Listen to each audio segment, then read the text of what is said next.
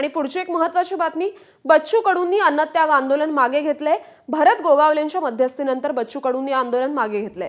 सरकार दिव्यांग बांधवांसाठी सकारात्मक विचार करून योग्य निर्णय घेईल असं त्यांचं मत आहे। मंत्री गोगावले यांचं बच्चू कडू असं आश्वासन बच्चू कडू यांना दिलं आहे।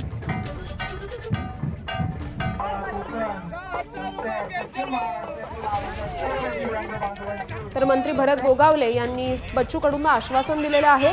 सरकार दिव्यांग बांधवांसाठी सकारात्मक विचार करून योग्य निर्णय घेईल असं आश्वासन गोगावलेंनी बच्चू कडूंना दिलेलं आहे। त्यामुळे बच्चू कडूंनी आता अन्नत्याग आंदोलन मागे घेतलेलं आहे। भरत गोगावले यांनी मध्यस्थी करून सरकार दिव्यांगांबाबत सकारात्मक निर्णय घेईल असं आश्वासन दिलेलं आहे। आपले प्रतिनिधी गणेश महाप्रळकर सध्या आपल्या सोबत आहेत। गणेश, बच्चू कडूंनी आता आंदोलन मागे घेतलंय। नक्कीच श्रुती, आपण बघितलात तर मागील 3 दिवसांपासून प्रहारचे अध्यक्ष आणि माजी आमदार बच्चू कडू हे किल्ले रायगडच्या पायथ्याशी असणाऱ्या पाचाड येथे अन्नत्याग आंदोलनासाठी बसले होते आणि त्यानंतर दिव्यांग बांधवांसाठी असणारे अनेक जे प्रश्न आहेत त्या प्रश्नांच्या ज्या मागण्या आहेत त्या पूर्तता होण्यासाठीच सरकारला धारेवर धरण्यासाठी त्यांनी हे आंदोलन पुकारलं होतं।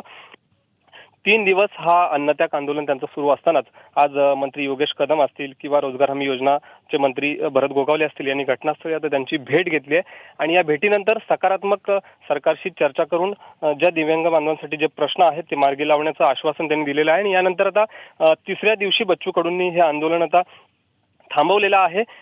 येत्या 2 एप्रिलपर्यंत देखील मुख्यमंत्र्यांनी देखील फोनद्वारे त्यांच्याशी संवाद साधला आणि त्यामुळे ज्या काही मागण्या आहेत बच्चू कडू यांच्या त्या पूर्ण होण्याचं आश्वासन सरकारनं दिल्यानंतर आज तिसऱ्या दिवशी बच्चू कडू यांनी हे आंदोलन आता या ठिकाणी स्थगित केले आणि त्यामुळे आता हे 3 दिवसाचं सुरू असलेलं जे आंदोलन आहे ते बच्चू कडूंनी आता मागे घेतलेलं कुठेतरी पाहायला मिळते। श्रुती, धन्यवाद आपण दिलेल्या या सविस्तर माहितीसाठी। एबीपी माझा, उघडा डोळे बघा नीट।